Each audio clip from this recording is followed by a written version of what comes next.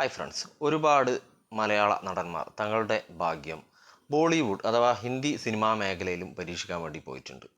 പക്ഷേ ഇവർക്കൊന്നും അങ്ങനെ വലിയൊരു രീതിയിൽ ബോളിവുഡിലെ വലിയൊരു താര പദവി ഇതുവരെ നേടിയെടുക്കാൻ വേണ്ടി പറ്റില്ല. അപ്പോൾ പ്രധാനപ്പെട്ട ഈ നടന്മാരും ഇവർക്ക് എന്തുകൊണ്ടാണ് ബോളിവുഡിൽ അങ്ങനെ വലിയൊരു താര പദവി നേടിയെടുക്കാൻ പറ്റാതെ പോയതെന്നാണ് നമ്മൾ ഈ വീഡിയോയിൽ കൂടി നോക്കുന്നത്. ആദ്യമായിട്ട് നമ്മൾ നോക്കുന്നത് മലയാളത്തിൻ്റെ മെഗാസ്റ്റാർ ആയിട്ടുള്ള മമ്മൂട്ടിയാണ്. മമ്മൂട്ടി ആദ്യമായിട്ട് ഹിന്ദിയിൽ അഭിനയിച്ചിട്ടുള്ള ചിത്രം കുട്ടികളുടെ ചിത്രമായിട്ടുള്ള ത്രിയാത്രിയാണ്. പാർവതി മേനോനാണ് ഒരു സിനിമ സംവിധാനം ചെയ്തിട്ടുള്ളത്. മമ്മൂട്ടി ഈ സിനിമയിൽ ഒരു പ്രധാന വേഷം ചെയ്തെന്നേ ഉള്ളൂ.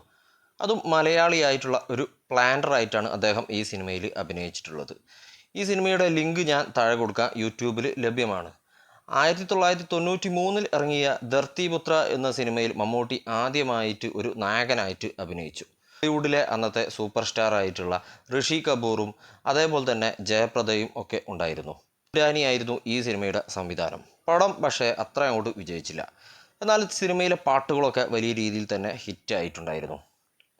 പിന്നീട് സ്വാമി വിവേകാനന്ദയിൽ ഒരു സ്പെഷ്യൽ അപ്പിയറൻസ്. എന്നാൽ മമ്മൂട്ടി എന്ന നടൻ്റെ യഥാർത്ഥ കഴിവ് പുറത്തു വന്നത് ഡോക്ടർ BR അംബേദ്കറിലൂടെയായിരുന്നു. ഈ സിനിമയിൽ അദ്ദേഹത്തിന് നാഷണൽ അവാർഡൊക്കെ ലഭിച്ചു.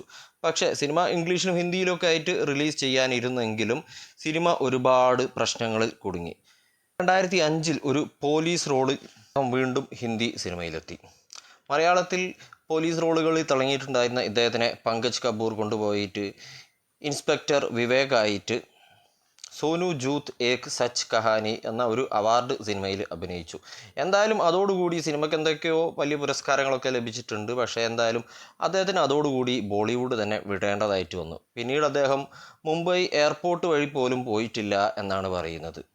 എന്തായാലും സിക്സ് പാക്കും പ്രണയവും ആട്ടവും പാട്ടും ഒക്കെ നടന്നിട്ടുള്ള ബോളിവുഡിൻ്റെ ഒരു കളർഫുൾ ആയിട്ടുള്ള മേഖലയിൽ മമ്മൂട്ടിയുടെ ഈ ഒരു വേഷപ്പകർച്ച പലപ്പോഴും അവർക്ക് അംഗീകരിക്കാൻ വേണ്ടി പറ്റിയില്ല. ഒരു ആക്ഷൻ ഹീറോ ആയിട്ടും അദ്ദേഹത്തിന് അവിടെ അധികം പിടിച്ചു നിൽക്കാൻ വേണ്ടി പറ്റിയില്ല. അങ്ങനെ മമ്മൂട്ടി ഹിന്ദി ബോളിവുഡ് സിനിമ മേഖലയിൽ നിന്ന് തീർത്തും അപ്രത്യക്ഷനായി. മെഗാസ്റ്റാറിനെ പറ്റി പറഞ്ഞിട്ടുണ്ടെങ്കിൽ തീർച്ചയായിട്ടും നമ്മൾ കംപ്ലീറ്റ് ആക്ടറിനെ പറ്റി വീണ്ടും പറയണം. സൂപ്പർ സ്റ്റാർ ആയിട്ടുള്ള മോഹൻലാലിനെ പറ്റിയിട്ട് തന്നെയാണ് നമ്മൾ പറയുന്നത്. മോഹൻലാലും അദ്ദേഹത്തിൻ്റെ ഭാഗ്യം ഹിന്ദിയിൽ 2-3 തവണ പരീക്ഷിച്ച് നോക്കിയിട്ടുണ്ട്.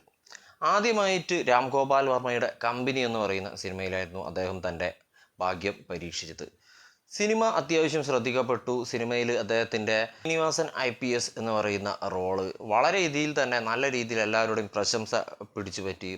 പ്രധാന കഥാപാത്രങ്ങളായിട്ടുള്ള ആ സിനിമയിൽ പ്രധാന കഥാപാത്രങ്ങൾ അവതരിപ്പിച്ചിട്ടുള്ള അജയ് ദേവ്ഗണിനേക്കാളും അല്ലെങ്കിൽ വിവേക് ഒബ്രോയേക്കാളും ഒക്കെ നല്ല രീതിയിൽ തന്നെ ആ സിനിമയിൽ പെർഫോം ചെയ്തിട്ടുള്ള അദ്ദേഹമായിരുന്നു. ഇന്നും എനിക്ക് എൻ്റെ പേഴ്സണലായിട്ട് വളരെയധികം മോഹൻലാലിൻ്റെ ഹിന്ദിയിലെ ഏറ്റവും നല്ലൊരു റോൾ ഏതാണെന്ന് വെച്ചാൽ അത് തന്നെയാണ് നമുക്ക് പറയേണ്ടതായിട്ട് വരും.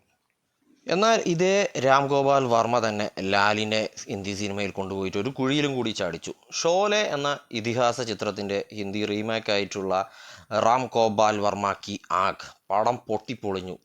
സഞ്ജീവ് കുമാർ എന്ന ഇതിഹാസ നടൻ അനശ്വരമാക്കിയിട്ടുള്ള ഷോലയിലെ ആ വേഷം മോഹൻലാലിനെ കൊണ്ട് അനാവശ്യമായിട്ട് ചെയ്ത് കോളമാക്കി എന്ന് വേണമെങ്കിൽ പറയാം.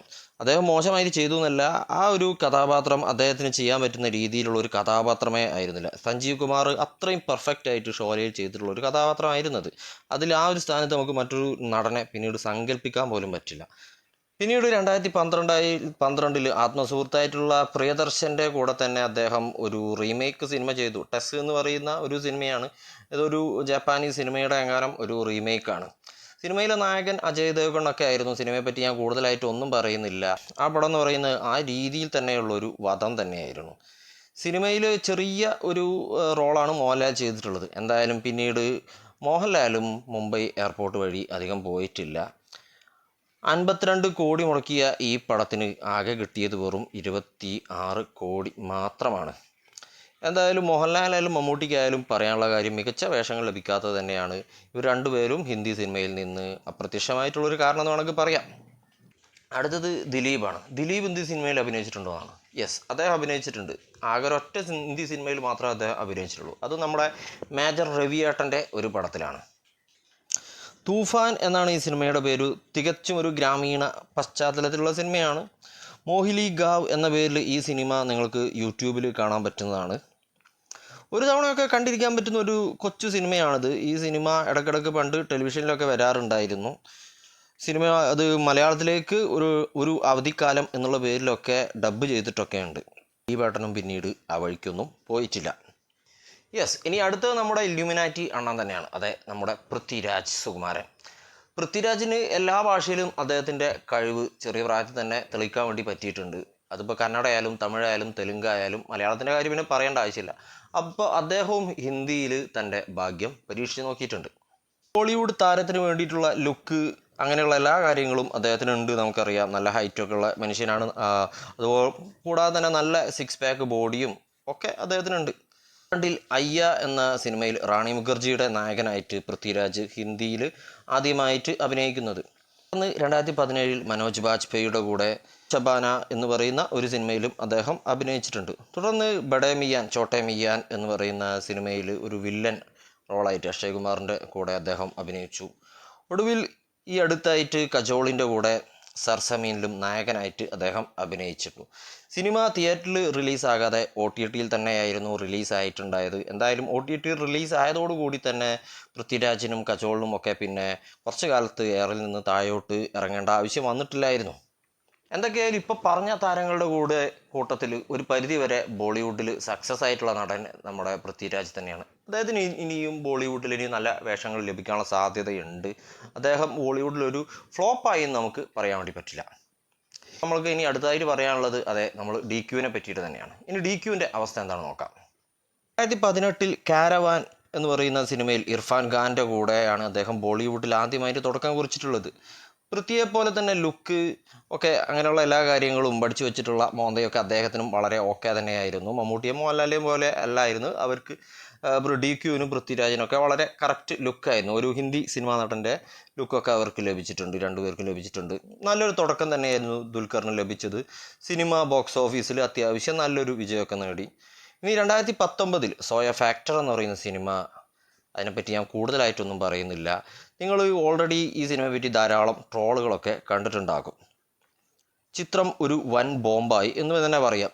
330 മില്യൺ മുടക്കിയിട്ട് വെറും 69 മില്യൺ മാത്രമാണ് ഈ സിനിമയ്ക്ക് തിരിച്ചു കിട്ടിയത്. പക്ഷേ വീണ്ടും 2022 Chup revenge of the artist എന്ന് പറയുന്ന ഒരു സിനിമയിൽ നടൻ എന്ന നിലയിൽ തൻ്റെ കഴിവ് ഹിന്ദി പ്രേക്ഷകർക്ക് മുന്നിൽ DQ തെളിയിച്ചു. സിനിമ നല്ലൊരു പേര് അദ്ദേഹത്തിന് ബോളിവുഡിൽ നേടിക്കൊടുത്തു. വളരെ ചെറിയൊരു ബഡ്ജറ്റിൽ എടുത്തിട്ടുള്ള ഈ സിനിമ അതുകൊണ്ട് തന്നെ നല്ലൊരു വിജയം നേടാനായി. അതായത് 10 കോടി മുടക്കിയിട്ട് 13 കോടി സിനിമയ്ക്ക് തിരിച്ചു കിട്ടി. കണ്ടിരിക്കാൻ പറ്റുന്ന ഒരു നല്ല സിനിമ തന്നെയാണിത്. ഒരു നല്ല ത്രില്ലർ സിനിമ തന്നെയാണിത്. ും പൃഥ്വിരാജിനെ പോലെ തന്നെ ഹിന്ദി സിനിമയിൽ ഭാവിയുണ്ട്. ലുക്ക് അങ്ങനെയുള്ള കാര്യങ്ങളൊക്കെ ഇവർക്ക് രണ്ടുപേർക്കും ഓക്കെയാണ്. അപ്പോൾ ഇവരുടെ മികച്ച വേഷങ്ങൾ ഇനിയും ഭാവിയിൽ ഉണ്ടാകാനുള്ള സാധ്യതയുണ്ട്. ഇവർ മാത്രമല്ല, ഇനി റോഷനെ പോലെയൊക്കെയുള്ള കുറച്ച് താരങ്ങളുണ്ട്. അവരെ പറ്റിയിട്ട് പിന്നീടൊരു അവസരത്തിൽ പറയാം.